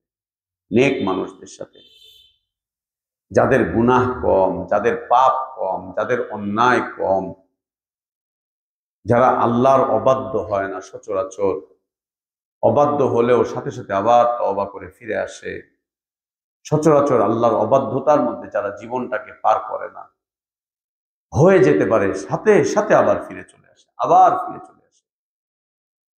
আল্লাহ নবী সাল্লাল্লাহু আলাইহি ওয়াসাল্লাম বলছেন, কুল্লু বানি আদম খাত্তা, আদমের সব সন্তানরা ভুল করে, গুনাহ করে, অন্যায় করে, পাপ করে, অপরাধ করে।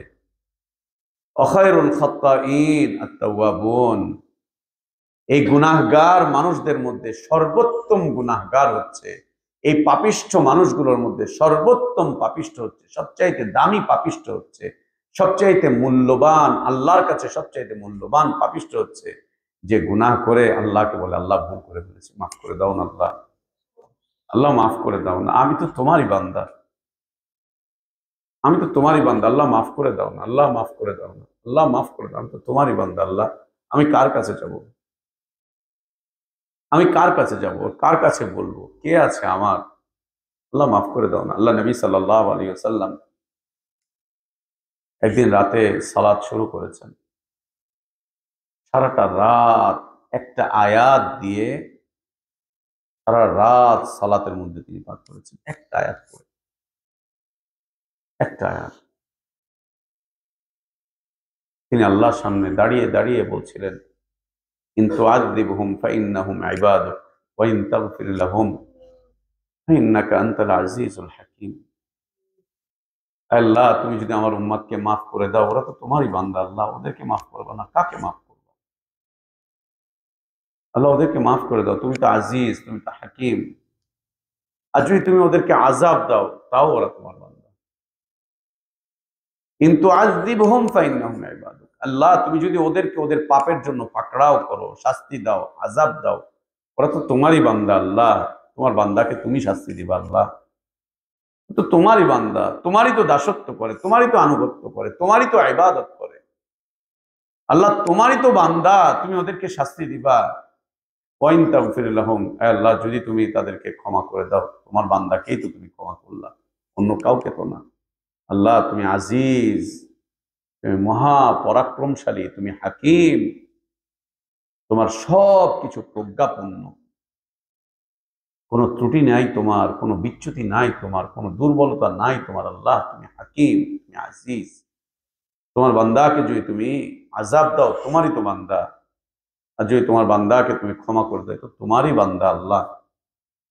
এই এক আয়াত সারা রাত পড়েছেন আর কেঁদেছেন, সারা রাত পড়েছেন আর কেঁদেছেন, উম্মাতের ফিকির, উম্মাতের চিন্তা, উম্মাতের ফিকির, উম্মাতের চিন্তা, সারাটা রাত পার করে দিয়েছেন এই এক আয়াত পড়তে পড়তে।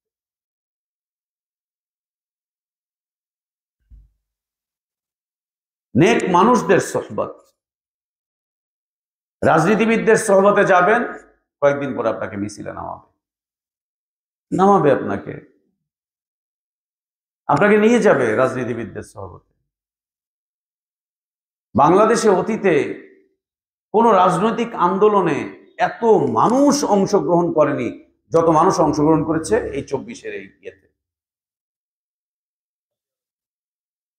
কেউ বাকি ছিল না, হকপন্থী, বাতিলপন্থী, এই পন্থী, ওই পন্থী, সেই পন্থী, এই আলোচনাগুলো মসজিদের মিম্বারে পর্যন্ত চলে এসেছে। আল্লাহু আকবার, আমাদের মসজিদের মিম্বারে এই আলোচনা কিভাবে আসে? আমাদের মসজিদের মিম্বারে এই আলোচনা কিভাবে আসে? কিভাবে আসে আমাদের মসজিদের মিম্বারে এই সমস্ত আলোচনা? এটার সপক্ষে আলোচনা কিভাবে আসে? কিভাবে? এই আলোচনা করে আপনি কি চিন্তা করেছেন আপনি গায়রুল্লাহর আইনকে প্রতিষ্ঠা করছেন, আপনি গণতন্ত্রকে প্রতিষ্ঠা করছেন মসজিদের মিম্বারে দাঁড়িয়ে, কুফরি মতবাদ প্রতিষ্ঠা করছেন মসজিদের মিম্বারে দাঁড়িয়ে? এটা মসজিদ, এটা আল্লাহর ঘর, এটা রাজনৈতিক দলের অফিস না, এটা ক্লাব না, এটা নির্বাচনের ময়দান না, এটা স্বার্থের জায়গা না, এটা আল্লাহর ঘর। অপবিত্র করে ফেলেছে মসজিদের মিম্বার গুলো, আর বাকি থাকবে কোথায়? আর বাকি থাকবে কোথায়? সুবহানাল্লাহ, আল্লাহর ঘরকে পর্যন্ত অপবিত্র করে ছাড়ছে। নেক মানুষদের সোহবত, নিকারদের সোহবত, নিকারদের সোহবত, এই সোহবত জরুরি, এই সোহবত জরুরি। রাজনীতিবিদদের কাছে যাবেন, রাজনীতির প্রতি আপনার আকর্ষণ বাড়বে। সমাজপতিদের কাছে যাবেন, ওর প্রতি আকর্ষণ বাড়বে। চেয়ারম্যানের অফিসে গিয়ে প্রতিদিন 2 ঘন্টা করে বসে থাকবেন, দেখবেন কোন দিক থেকে ওর প্রতি আপনার আকর্ষণ বাড়ছে। ঘুষখোরদের পাশে যাবেন, ওইটার প্রতি আকর্ষণ বাড়বে। যেটার কাছে যাবেন সেটার প্রতি আকর্ষণ বাড়বে। সাহাবায়ে কেরাম রাদিয়াল্লাহু আনহুম আজমাইন গণ আল্লাহর দ্বীন কবুল করার পরে, ইসলামের শাহাদা দেওয়ার পরে তাদের জীবনের সবকিছু বানিয়ে নিয়েছিলেন তাদের দ্বীনী ভাইদেরকে। কেন? আল্লাহ বলেছেন, ওয়াল মুমিনুনা ওয়াল মুমিনাতু বা'দুহুম আউলিয়াউ বা'দ। মুমিনরা, মুমিন পুরুষরা, মুমিন নারীরা, ওরা একজন আরেকজনের বন্ধু, একজন আরেকজনের অঙ্গ প্রত্যঙ্গ। ওদের একজন আরেকজনের, ওদের একজন আরেকজনের, একজন আরেকজনের বন্ধু, একজন আরেকজনের আত্মীয়, একজন আরেকজনের অভিভাবক। এরা এরাই এরা এরাই এরা একত্রিত হয়ে কি করে? ইয়ামুরুনা বিল মারুফ ওয়া ইয়ানহাউনা আনিল মুনকার। আমর বিল মারুফ করে, নাহি আনিল মুনকার করে। ওয়া ইউসারিউনা ফিল খায়রাত। সবাই একত্রিত হয়ে ভালো কাজের দিকে এগিয়ে যেতে থাকে, ভালো কাজের দিকে এগিয়ে যেতে থাকে। আমাদের দেশে এখন সবচাইতে বড় ভালো কাজ হচ্ছে মানুষকে আল্লাহর রাস্তায় ডাকা, সমাজ সংস্কার করা, আল্লাহ তাওহীদের বাস্তবায়ন করা। ওয়া ইউসারিউনা ফিল খায়রাত। যুবকরা, আল্লাহর পথে আগাও, কল্যাণের পথে এগিয়ে যাও, কল্যাণের পথে প্রচেষ্টা চালাও, কল্যাণের পথে চালাও। আল্লাহ বলছেন, উলাইকা মিনাস সালিহিন। এরা হচ্ছে নেককার। আল্লাহ সার্টিফিকেট দিচ্ছেন, নিশ্চয়তা দিচ্ছেন, এরা হচ্ছে নেককার। এই 3 কাজ আমাদেরকে আঞ্জাম দিয়ে যেতে হবে। 1 নম্বর হচ্ছে ইলমি মাজলিস, একে আঁকড়ে ধরতে হবে। ইলমি মাজলিস আঁকড়ে ধরতে হবে। ইলমি মাজলিস থেকে দূরে সরা যাবে না, ইলমি মাজলিস থেকে দূরে সরে যাওয়া যাবে না, একদম ইলমি মাজলিস থেকে দূরে সরে যাওয়া যাবে না, একদম না, একেবারেই সরা যাবে না। দিনের একটা সময়কে নির্ধারণ করে রাখবেন, যে সময়টা জ্ঞান অর্জন করবেন, জ্ঞান অর্জন করবেন, একটা সময় নির্ধারণ করে রাখবেন। এটার ব্যাপারে কারোর সাথে আপোষ করবেন না। ওইখান থেকে 1 মিনিটও অন্য কাউকে দিবেন না, স্ত্রীকেও না, বাচ্চা কাচ্চাদেরকেও না, মা বাপকেও না, কাউকে দিবেন না। ওইখান থেকে 1 মিনিটও আপনি আপনার দোকানেও দিবেন না, ব্যবসা প্রতিষ্ঠানেও দিবেন না। ওটা নির্ধারণ করে নেন, দিনের একটা বড় সময় নির্ধারণ করে নেন। নীরব হয়ে যান, জ্ঞান অর্জনের প্রতি প্রচেষ্টা চালান, এবং অবশ্যই জ্ঞানটা অর্জন করবেন একজন জ্ঞানী মানুষের সান্নিধ্যে থেকে। নিজের মতো করে পড়বেন না, খারিজি হয়ে যাবেন। নিজের মতো করে পড়বেন না, জঙ্গি হয়ে যাবেন। নিজের মতো করে পড়বেন না, উল্টোপাল্টা পথের দিকে চলে যাবেন, দার্শনিক হয়ে যাবেন, দার্শনিক হয়ে যাবেন। ইসলামের জ্ঞান অর্জনের পথ আল্লাহ কাউকে ব্যক্তিগতভাবে ছেড়ে দেননি, ব্যক্তিগতভাবে ছেড়ে দেননি। মক্কার মুশরিকরা বলেছিল, আল্লাহ আমাদের কাছে কিতাব দিয়ে দাও, আমরা পড়বো, পড়ে আমরা কোরআন মানব। মুহাম্মদের কাছে কেন যেতে হবে? মুহাম্মদ সাল্লাল্লাহু আলাইহি ওয়াসাল্লামের কাছে কেন যেতে হবে? লাউলা নুজিলা আলাইহিল কুরআন জুমলাতান ওয়াহিদাতান। একবারে দিয়ে দেন, জুমলা একসাথে করে দেন। কপি দিয়ে দেন, আমরা কপি নিয়ে যা আমাদের মতো করে পড়বো, পড়ে আমরা আমাদের মতো করে মানতে থাকবো। আমরা যাব না ওর কাছে, উস্তাদের কাছে যাব না, যাব না। আল্লাহ বলছেন যে না, এভাবে করে ধীরে ধীরে অবস্থা অনুযায়ী, প্রেক্ষাপট অনুযায়ী অল্প অল্প অল্প অল্প করে নাজিল করার পিছনে কারণ হচ্ছে কাযালিকা লিনুসাব্বিতা বিহি ফুআদাক। এর উপরে তোমাদের অন্তরগুলোকে আমি মজবুত করে দিয়েছি, তোমাদের অন্তরকে আমি এর উপরে মজবুত করে দিয়েছি। আমি এভাবেই মজবুত করি বান্দার অন্তরকে। একবারে দিয়ে দিলে কিচ্ছু হবে না, ধীরে ধীরে ধীরে ধীরে ধীরে ধীরে ধীরে ধীরে ধীরে, একদম ধীরে ধীরে। সাহাবায়ে কেরাম রাদিয়াল্লাহু আনহুম আজমাইন তারা এভাবেই করেছেন। কখনো কোনো কারণে যদি নবী সাল্লাল্লাহু আলাইহি ওয়াসাল্লাম থেকে দূরে থেকেছেন, এর সময়ের মধ্যে কোনো সময় কোনো ঘটনা ঘটে গিয়েছে, তো তারা সরাসরি নবী সাল্লাল্লাহু আলাইহি ওয়াসাল্লামের কাছে এসে সেই বিষয়বস্তু তুলে ধরেছেন। আল্লাহ নবী সাল্লাল্লাহু আলাইহি ওয়াসাল্লাম সাহাবীদের এক দলকে এক জায়গায় অভিযানে পাঠালেন। অভিযানে পাঠালেন এক দলকে। যিনি আমির তিনি ইমামতি করবেন, এটা হচ্ছে ইসলামের বিধান। যিনি প্রধান থাকবেন তিনি ইমামতি করবেন, ইমামের দায়িত্ব পালন করবেন। এই অভিযানে আল্লাহ নবী সাল্লাল্লাহু আলাইহি ওয়াসাল্লাম যাকে প্রধান করে পাঠিয়েছিলেন, রাতের বেলায় তার স্বপ্নদোষ হয়ে গেল। স্বপ্নদোষ হয়ে গেল তার রাতের বেলায়। কনকনে শীত পড়েছে, গোসল করতে তিনি খুব ভয় পাচ্ছেন। এক হচ্ছে প্রচন্ড শীত, এর মধ্যে আবার গোসল করব, তিনি আশঙ্কা করলেন আমি অসুস্থ হয়ে যেতে পারি। এই জন্য তিনি গোসল না করে তিনি তায়াম্মুম করে ফেললেন।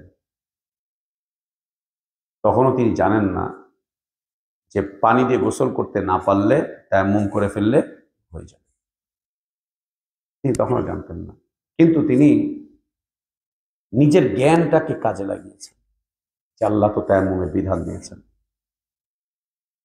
তিনি তায়াম্মুম করলেন, তায়াম্মুম করে সালাতের ইমামতি করলেন। এখন যারা পিছনে আছে তাদের মনের ভিতরে একটা খটখটি, লোকটা অপবিত্র, আমাদের সালাত আদায় করিয়েছে, এটা কেমন? লোকটা অপবিত্র, তার উপরে গোসল ফরজ, অথচ সে সালাতের ইমামতি করছে, এটা কেমনে হলো? সফর থেকে ফিরে আসলেন, সাথী সঙ্গীরা আল্লাহ নবী সাল্লাল্লাহু আলাইহি ওয়াসাল্লামের কাছে জানিয়ে দিলেন, ইয়া রাসূলুল্লাহ, ও জুনুবি হালাতে আমাদের ইমামতি করেছে। নবী সাল্লাল্লাহু আলাইহি ওয়াসাল্লাম তাকে ডাকলেন, কি ব্যাপার, কি বলছে তোমার নামে, তুমি কি এটা করেছো? বলছে যে হ্যাঁ। কেন করেছো?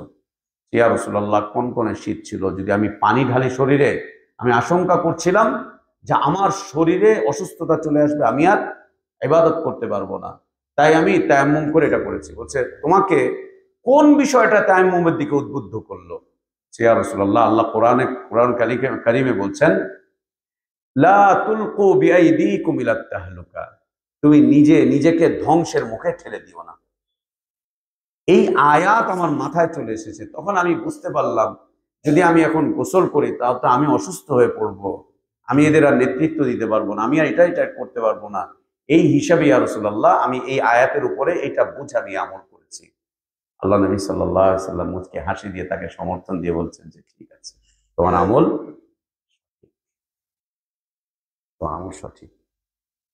কোনো কারণে যদি আপনি জ্ঞান অর্জন করেছেন কোনো বিষয়ে, অবশ্যই সেই জ্ঞানটা একজন শিক্ষকের কাছে গিয়ে এটাকে কারেকশন করে নেবেন, বিশুদ্ধ করে নেবেন যে ঠিক আছে কিনা, বিশুদ্ধ করে নেবেন ঠিক আছে কিনা। এই তিন কাজ করে যেতে হবে। একটি হচ্ছে ইলমি মাজলিস, আঁকড়ে ধরতে হবে। দ্বিতীয়ত হচ্ছে উলামা ইকরাম, হাক্কানি আলিমদের সোহবত, উলামাদের সোহবত, উলামাদের সোহবত লাগবে, উলামাদের সোহবত থেকে দূরে সরা যাবে না। তৃতীয়ত হচ্ছে নেক মানুষদের সাথে, নিজেদের ভিতরে যারা নেক আছে, দুনিয়া যাদেরকে কামড়ায় না, দুনিয়া যাদেরকে নষ্ট করে না, তাদের সাথে একত্রিত। ওই জাহিলিয়াতের যুগের বন্ধু বান্ধব সব ছেড়ে দিবেন। আগের যুগের বন্ধু বান্ধব, ও এখন যত বড় নেতা হোক, নেতার নেতৃত্বের জায়গায় থাক, ওকে চেষ্টা করবেন, ওকে ওইটা থেকে চেঞ্জ করে নিয়ে আসতে, আল্লাহর ঘরে নিয়ে আসতে। ও আপনাকে আকর্ষণ করে কিভাবে? আপনি ওকে আকর্ষণ করতে পারেন না। ও আপনাকে টানে কিভাবে?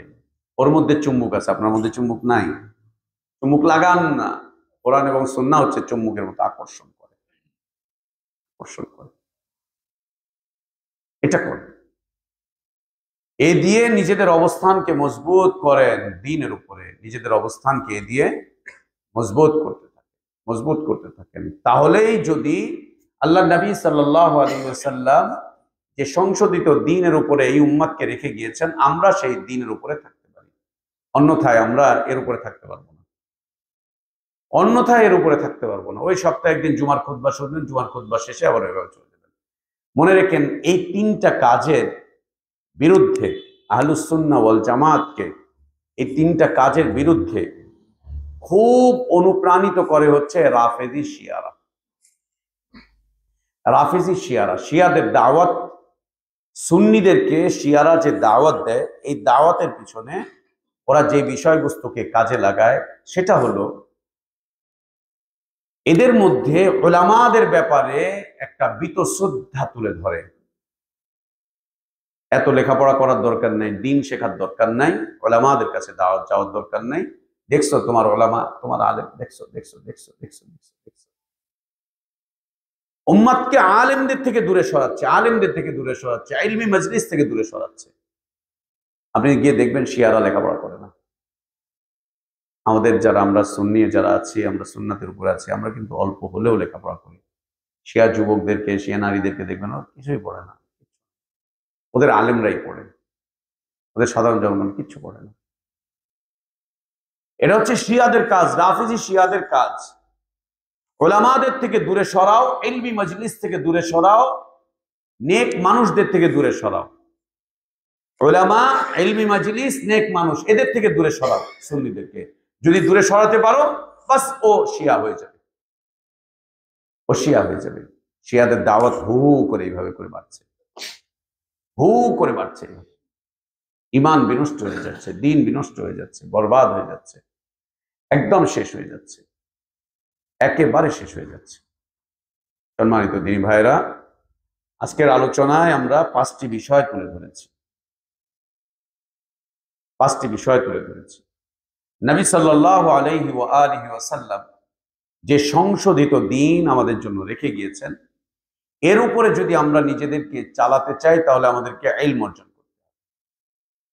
দ্বিতীয়ত, বিশুদ্ধ ইলম অর্জন করতে হবে, ইলম এবং বিশুদ্ধ ইলম।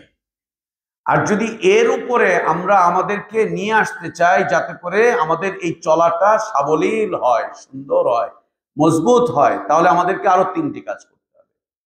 একটি হচ্ছে ইলমি মাজলিস আঁকড়ে ধরে থাকতে হবে, ইলমি মাজলিস আঁকড়ে ধরে থাকতে হবে। দ্বিতীয়ত, উলামাদের সোহবত লাগবে। তৃতীয়ত হচ্ছে নেককার দ্বীনি ভাইদের সাথে কমিউনিটি গঠন করে চলতে হবে, সংগঠন না, কিন্তু নেককার দ্বীনি ভাই, নেককার দ্বীনি ভাইদের সাথে কমিউনিটি করে নিজেদের মধ্যে আদান প্রদান। একজন আরেকজনকে রাতে 3টার সময় ফোন দিয়ে বলবেন, ভাই উঠছেন, 2 রাকাত তাহাজ্জুদ পড়েন না ভাই। একজন আরেকজনকে ফজরের সময় ডাকবেন, আজানের অন্তত 15 থেকে 20 মিনিট আগে, ভাই সালাতের সময় হয়েছে, ওঠেন না, সালাত আদায় করেন না ভাই। বাসাটা হয়তো এই মসজিদ থেকে 2 কিলোমিটার দূর, 3 কিলোমিটার দূর, আলহামদুলিল্লাহ সবার কাছে হয় হুন্ডা আছে, নাহলে সাইকেল আছে অথবা রিক্সা আছে। সবাই সবাইকে বলেন, যার এলাকায় যেখানে মসজিদ আছে 1-1.5-2 কিলোমিটারের মধ্যে, সবাই সবাইকে ডাকেন, ভাই ফজরের সময় মসজিদে এসো, ফজরে দেখা হবে, ফজরে মসজিদে এসো, ফজরে দেখা হবে, ফজরে মসজিদে এসো, ফজরে দেখা হবে। কেন জানেন? যাদেরকে ফজরের জামাতে সাহাবীরা দেখতেন না, তাদের ব্যাপারে তারা ধারণা করতেন ও মুনাফিক হয়ে গেছে, নাহলে কেন ফজরের জামাতে আসে না? ও মুনাফিক হয়ে গিয়েছে, নাহলে কেন ফজরের জামাতে আসে না? যদি আসেন তাহলে কি পাবেন জানেন? নবী সাল্লাল্লাহু আলাইহি ওয়াসাল্লাম বলেন, মান সাল্লাল ফজরা বিজামাতিন ফাহুয়া ফি যিম্মাতিল্লাহ। যে ব্যক্তি ফজরের সালাত জামাতের সাথে আদায় করবে, সে সারাটা দিন আল্লাহর জিম্মাদারির মধ্যে থাকবে, আল্লাহর জিম্মাদারির মধ্যে থাকবে, সারাটা দিন আল্লাহর জিম্মাদারি। কেন আসবেন জানেন? কেন আসবেন জানেন?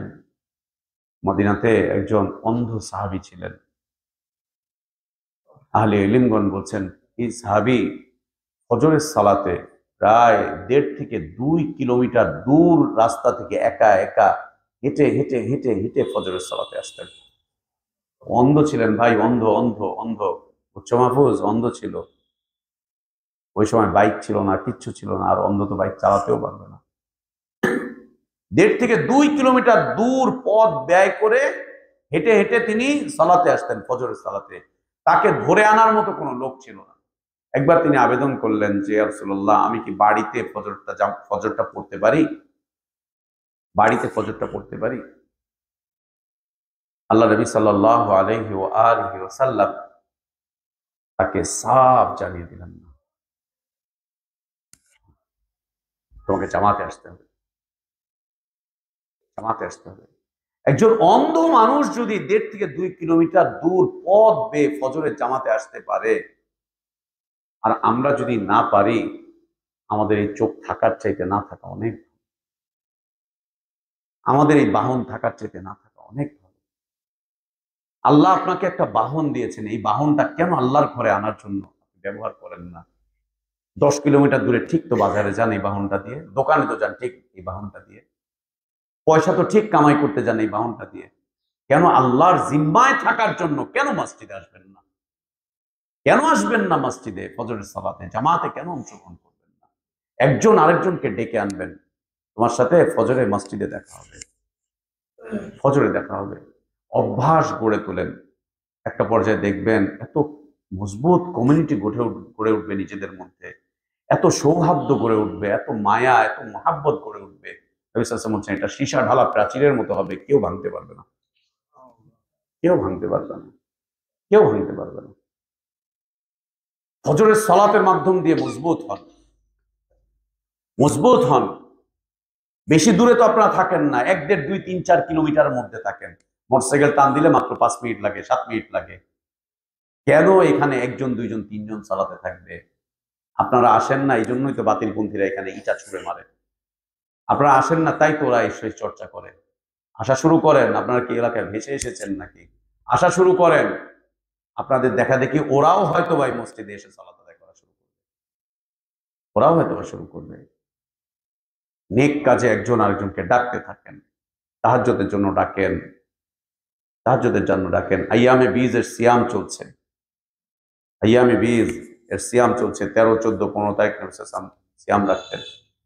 আগামীকালকে আইয়ামে বীজ এর তারিখের মধ্যে পড়ে। আজকে সিয়াম রেখেছেন, আগামীকালকেও সিয়াম রাখেন। একজন আরেকজনকে নেক কাজের প্রতি উদ্বুদ্ধ করেন, উদ্বুদ্ধ করেন। আল্লাহ বলছেন ওয়াইসারিউনা ফিল খায়রাত, এরা একজন আরেকজনকে খায়রাতের কাজে, নেক কাজে এরা একজন আরেকজনকে ডাকতে থাকে, ডাকতে থাকে, ডাকতে থাকে, বলতে থাকে, একজন আরেকজনকে আহ্বান করতে থাকে, এর মাধ্যম দিয়ে চলতে থাকে। এতে করে আশা করা যায় রাসূলুল্লাহ সাল্লাল্লাহু আলাইহি ওয়াসাল্লামের রেখে যাওয়া সেই দ্বীনের উপর আমরা টিকে থাকতে পারবো ইনশাআল্লাহ। আল্লাহ আমাদের ইলমে বারাকাত দান করেন, হায়াতে বারাকাত দান করেন। আল্লাহ আমাদের নেক আমলটুকু কবুল করেন, ভুলগুলো আল্লাহ সংশোধন করে দেন, গুনাহগুলোকে আল্লাহ মাফ করে দেন। আল্লাহ আমাদের আল আওলাদে বারাকাত দান করেন, রিজকে বারাকাত দান করেন। আল্লাহ আমাদের এই মসজিদকে কবুল করে নেন, এই মসজিদের সাথে সম্পৃক্ত সবাইকে আল্লাহ কবুল করে নেন। আল্লাহ আমাদের এই মসজিদকে কিয়ামত পর্যন্ত কায়েম রাখেন, দায়েম রাখেন। এই মসজিদকে আল্লাহ সেই মসজিদ হিসাবে কবুল করেন যেই মসজিদের বিনিময়ে আল্লাহ জান্নাত দান করবেন। আল্লাহ তা হিসাবে কবুল করেন। মসজিদকে আবাদ করার তৌফিক আমাদেরকে দান করেন। যতটুকু আলোচনা করলাম এর মধ্যে ভালোগুলো আল্লাহ আমাদেরকে মেনে চলার তৌফিক দান করেন। যদি কোনো ভুল হয়ে থাকে আল্লাহ আমাদেরকে ক্ষমা করে দেন। আল্লাহুম্মা আমিন ওয়া আখির দাওয়ানা আলহামদুলিল্লাহি রাব্বিল আলামিন। সাল্লাল্লাহু ওয়া সাল্লামা ওয়া বারাকা আলা নবিয়িনা মুহাম্মদ ওয়া আলা আলিহি ওয়া আসহাবিহি আজমাইন। সুবহানাকাল্লাহুম্মা ওয়া বিহামদিকা আশহাদু আল্লা ইলাহা ইল্লা আনতা আস্তাগফিরুকা।